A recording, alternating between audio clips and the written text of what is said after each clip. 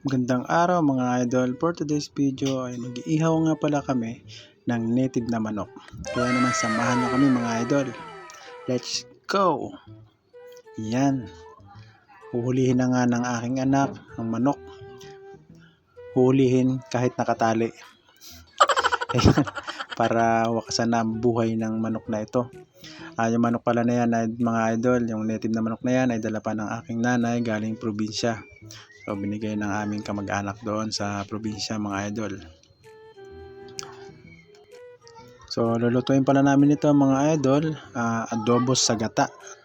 At napakasarap niyan mga idol, adobo sa gata na medyo maanghang. Yan talagang ginagawa namin yan sa probinsya mga idol.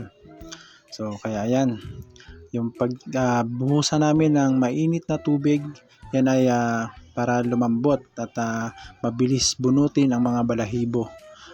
Mabilis linisin mga idol. Yan, ganyan yung pamamaraan namin mga idol.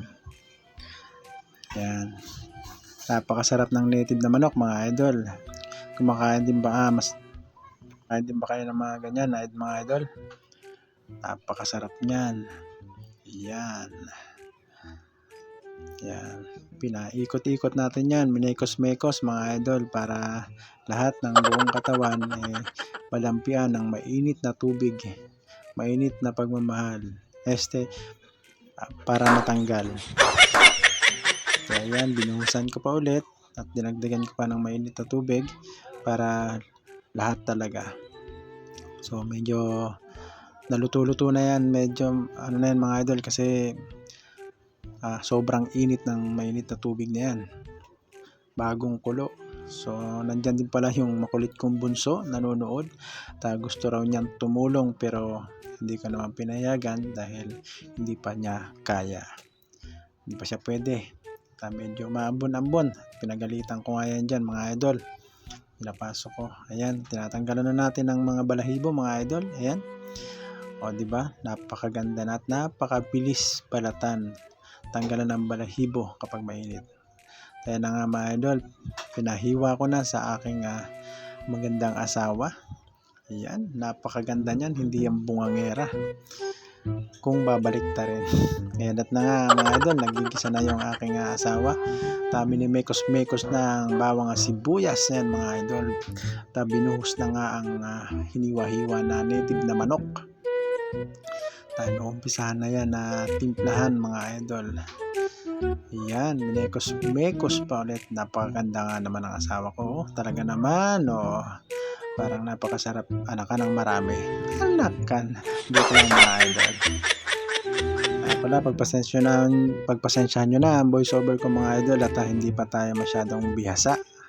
Medyo baguhan lang tayo sa pagbo-voice over at sa pagbablog mga idol. Kaya pagpasensyahan nyo na. Ayan na mga idol at na-adobo na yan mga idol. Linagyan na ng toyo. Dinasahan. Ayan na at linagyan na ng gata mga idol. Malapit-lapit na yan maluto mga idol.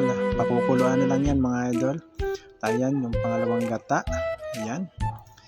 Ayan, minekos-mekos ulit ng aking magandang asawa.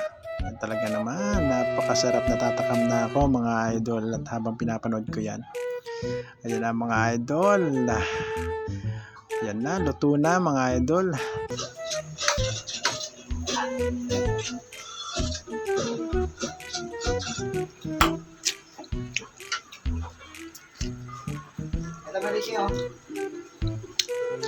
Quality mga idol, sobrang sarap.